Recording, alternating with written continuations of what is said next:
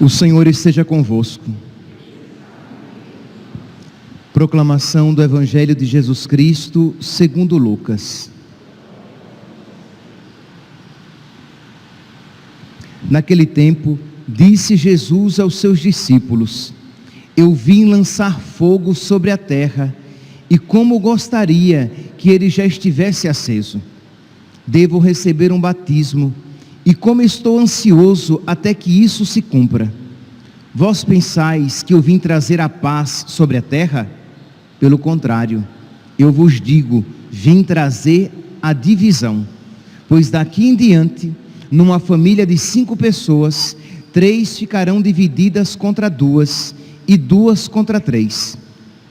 Ficarão divididos o pai contra o filho, e o filho contra o pai, a mãe contra a filha, e a filha contra a mãe, a sogra contra a nora, e a nora contra a sogra. Palavra da salvação.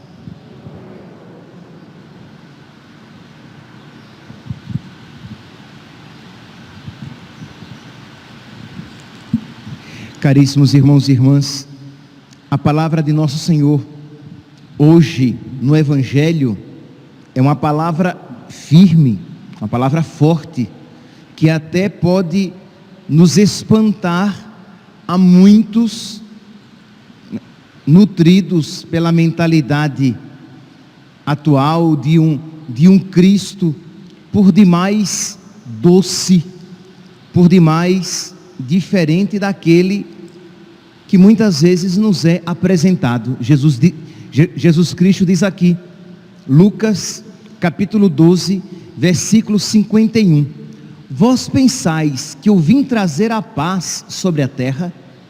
Imagine, meus santos, que palavra firme, e que nós iríamos de imediato dizer, sim, Senhor, o Senhor veio trazer paz sobre a terra.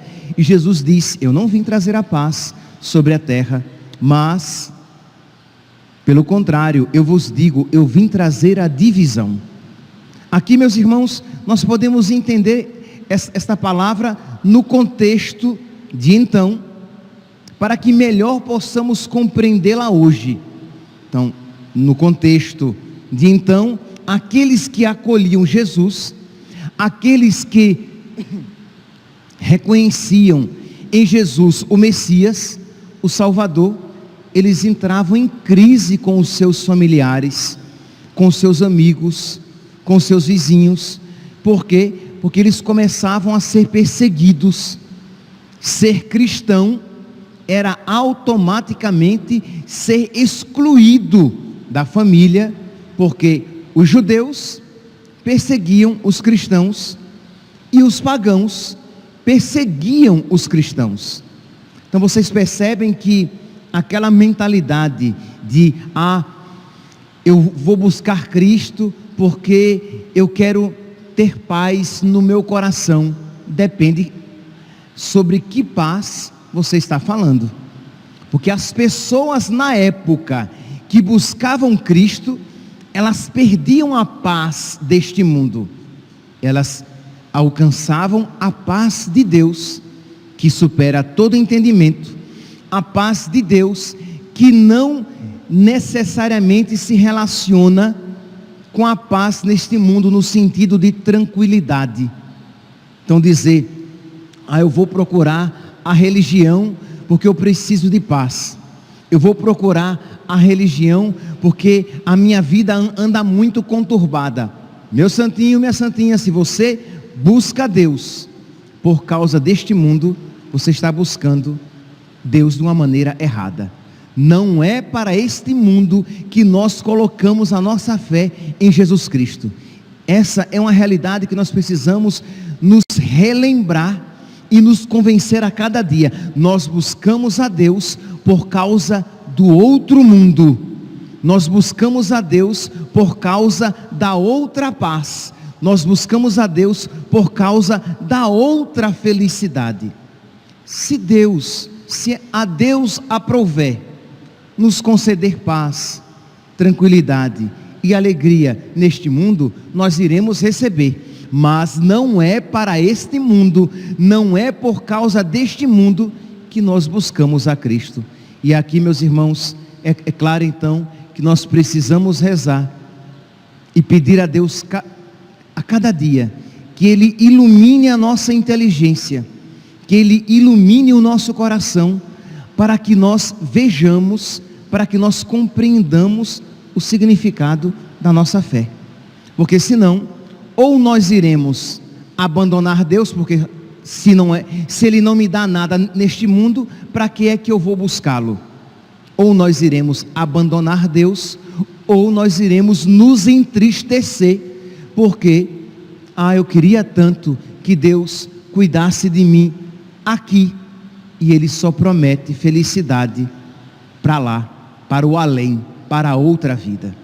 Então aqui nós podemos então ver os primeiros cristãos, eles buscavam Cristo pensando no céu, porque eles perdiam os bens, eles perdiam os familiares, eles perdiam a tranquilidade neste mundo, mas nós podemos imaginar que fé poderosa tinham os nossos irmãos, tinham os nossos primeiros irmãos. Imagine, meus santos, e nós precisamos até mesmo meditar.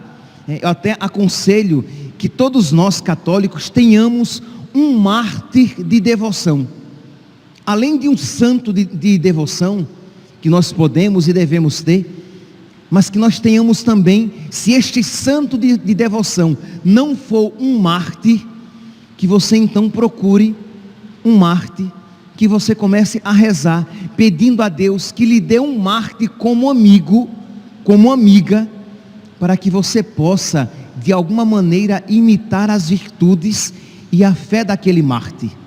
Que imagine, meus santinhos, então, o que é um mártir? É alguém que amou tanto a Deus, que desprezou todas as compensações que este mundo poderia oferecer.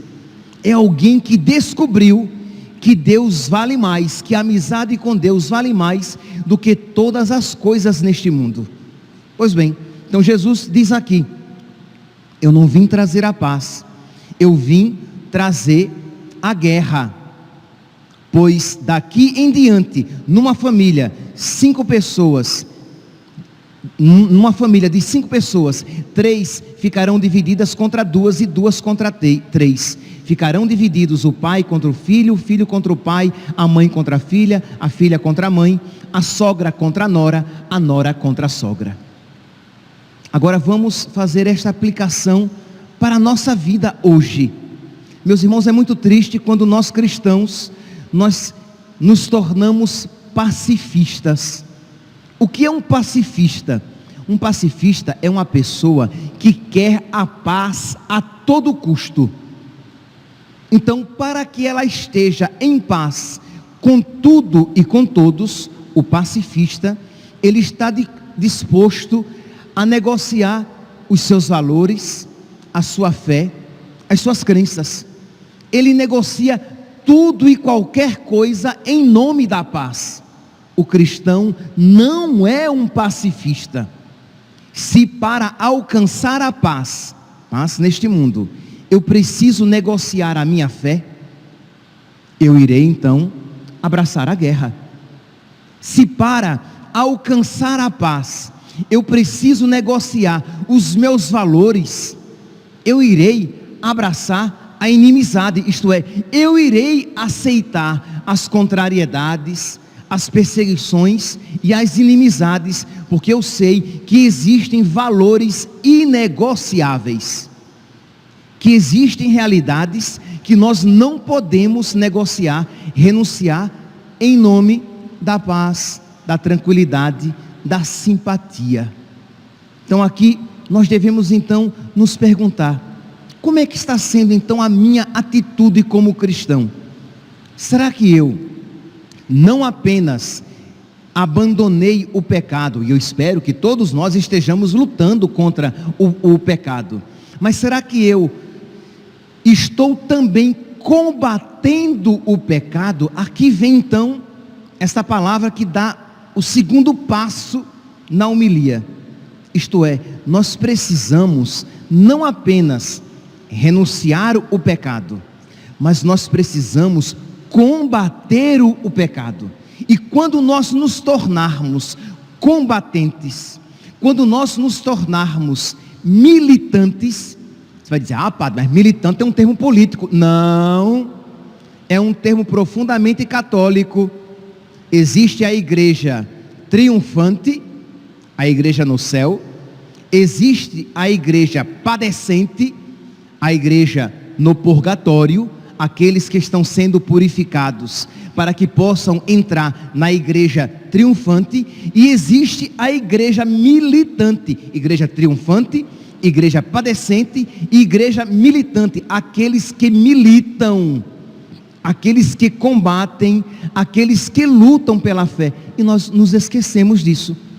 Nós nos tornamos uma igreja pacifista, pacifista com o mundo e pacifista até mesmo dentro da igreja, com o mundo no sentido de que nós estamos dispostos a nos calar para que tenhamos paz com o mundo. Nós estamos dispostos a não falar a respeito da nossa fé para que o mundo não nos persiga. Quantas vezes eu já ouvi algumas pessoas que dizem de uma maneira jocosa, né? Brincando, mas que existe um fundo de verdade naquilo que elas dizem. Dizem assim: padre, se o senhor falar isso muito frequentemente, daqui a pouco o senhor vai acabar sendo preso. Mas a pergunta é: mas o que eu estou falando é um crime em si? É algo mal em si? Ou é algo que está sendo criminalizado? Isto é, a nossa fé. E aqui, meus santos, eu gostaria que vocês compreendessem, não é exagero. Existem pessoas em alguns lugares no mundo, em muitos lugares no mundo, que estão sendo presas, porque estão pregando isso que há 2000 anos pregávamos, e pregávamos com muita naturalidade. Imagine você, imagine que coisa assim, aparentemente absurda, mas que está acontecendo. Se um pai começa a educar os seus filhos dentro da moral cristã, muitos pais no mundo estão começando a perder a guarda dos seus filhos. Em um país, não quero aqui entrar em polêmica, não vou detalhar, mas em um país conhecido como o país da liberdade, não é o nosso Brasil, tá?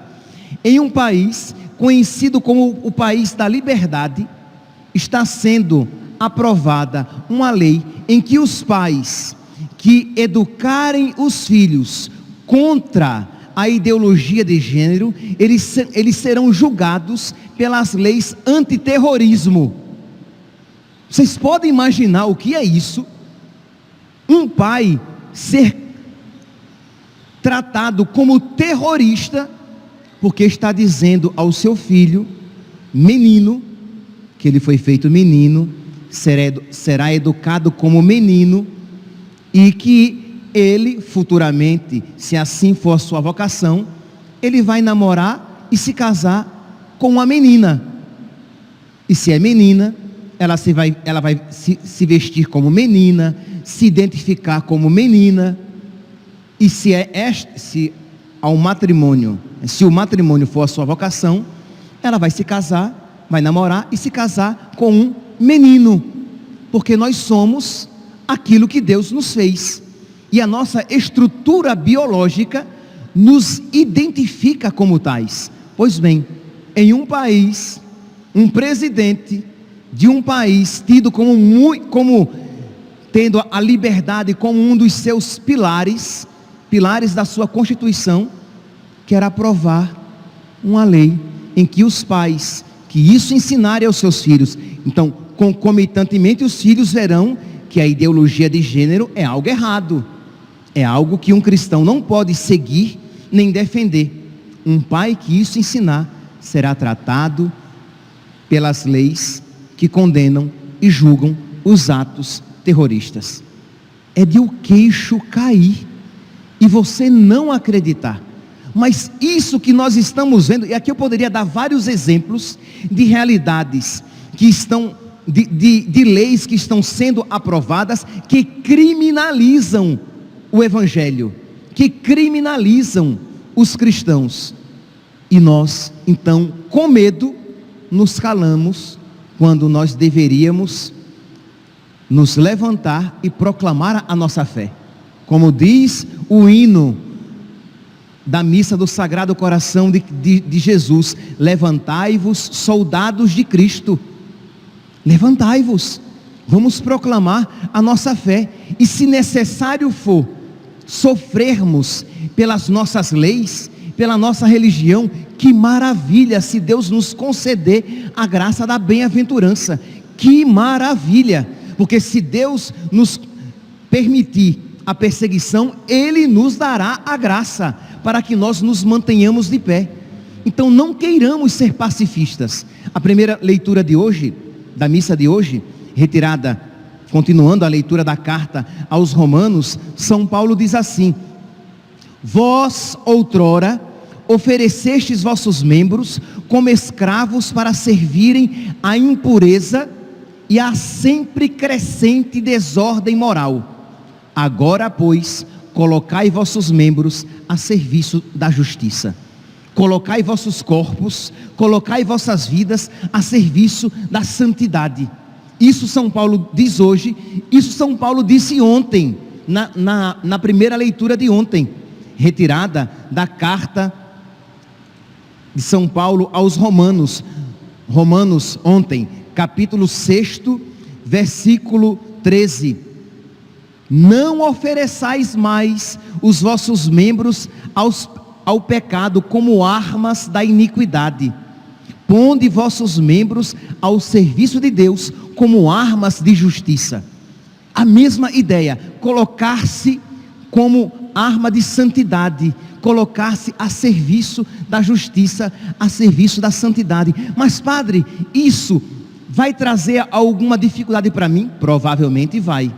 Mas padre, isso se reverterá em algum detrimento, em algum problema? Provavelmente sim. Mas meu santo, é maravilhoso sofrer pelas leis de Deus. Bem-aventurados, disse Jesus, felizes sereis vós quando vos perseguirem, vos maltratarem, vos maldisserem, vos caluniarem por causa de mim e do meu evangelho. Alegrai-vos, exultai, pois grande será a vossa recompensa. A verdade, aquele que não mente, aquele que não engana e nem se engana, isso está dizendo a nós. Então nós precisamos pedir a Deus que Ele nos conceda o seu Espírito Santo, para que essa verdade esteja acesa em nós, para que nós, mesmo com medo, não tenhamos medo de ir. Santa Edith Stein, Santa Teresa Benedita da Cruz, ela diz que coragem é ir com medo.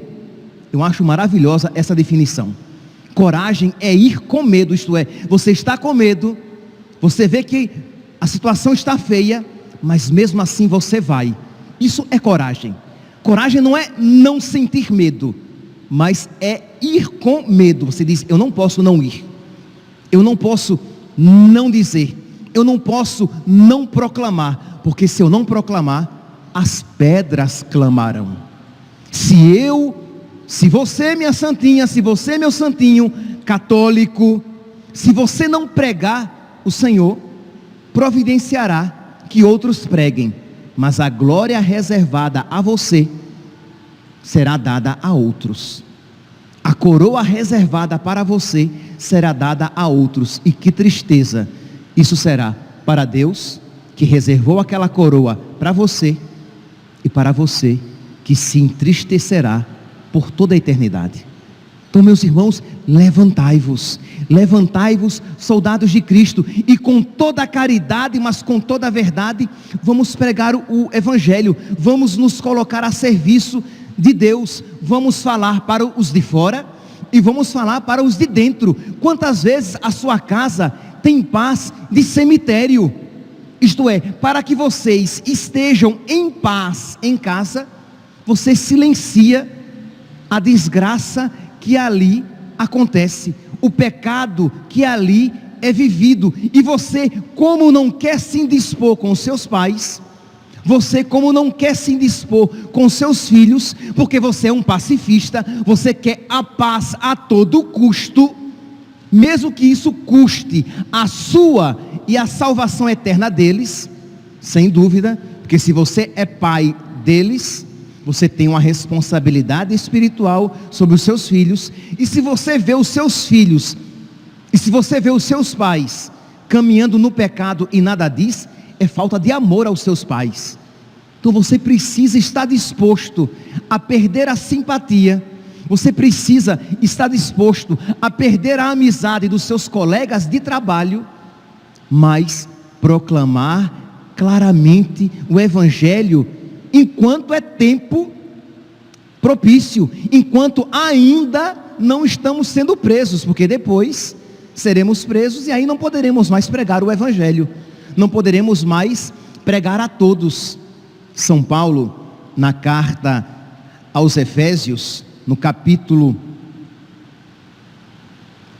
6, estou procurando aqui, no capítulo 5, Efésios, capítulo 5, versículo 8, São Paulo diz assim, da mesma maneira que ele diz em Romanos, em Romanos ele diz assim: antes erais servos do pecado. Tanto ele dizia ontem, em Romanos capítulo 6, versículo 12, que o pecado não reine mais em vossos corpos mortais, o pecado que um dia reinou. Hoje, na mesma carta aos Romanos, São Paulo diz: outrora, antigamente, os vossos membros eram escravos da impureza. Pois bem, na carta aos Efésios, capítulo 5, versículo 8, São Paulo diz: outrora erais trevas, mas agora sois luz no Senhor, comportai-vos como verdadeiras luzes. E aí ele vai dizer aqui no versículo 10, Efésios capítulo 5, versículo 10, procurai o que é agradável ao Senhor. Ótimo, primeiro passo, nós cristãos precisamos procurar aquilo que é agradável ao Senhor. Nós cristãos precisamos viver aquilo que é agradável ao Senhor. Nós cristãos precisamos ser fiéis às leis do Senhor. É o primeiro passo. Mas existe um segundo passo, do qual nós não podemos prescindir, o qual nós não podemos renunciar. Qual é o segundo passo? É mais chatinho. O primeiro é viver, o segundo é ensinar. O primeiro é viver, o segundo é condenar. O primeiro é viver, o segundo é repreender, por caridade, ensinar, condenar, repreender aqueles que estão ao nosso redor. Vamos lá, Efésios, e com isso termino, Efésios capítulo 5, versículo 10, procurai o que é agradável ao Senhor, e não tenhais cumplicidade com as obras infrutíferas das trevas, pelo contrário, condenai-as abertamente. Condenai-as, para que não reste dúvida que você não compactua com isso, que isso é mal e que isso é desagradável ao Senhor. Nós temos muito pudor humano, nós queremos muito agradar a plateia, nós nos tornamos cristãos católicos pacifistas, que queremos a paz a todo custo, que queremos amizade com os nossos filhos a todo custo, mesmo que isso os leve à inimizade com Deus, à perdição eterna. Nós queremos a amizade com os nossos companheiros de trabalho a todo custo, mas isso não é caridade.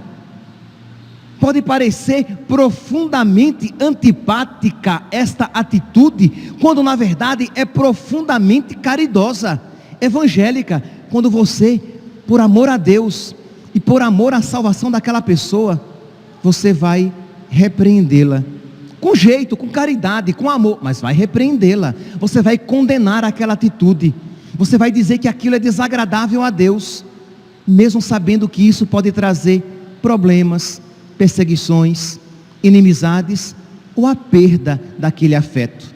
Mas é melhor você temporariamente perder aquela amizade, ou aquele afeto, mas depois aquela pessoa se converter e ser ganha por Deus, do que você, para não perder aquele afeto no tempo, você perdê-la por toda a eternidade. Que Deus, meus santos, nos conceda esta sabedoria e ponha nos nossos corações um verdadeiro espírito de soldados de Cristo. Louvado seja nosso Senhor Jesus Cristo, para sempre seja louvado.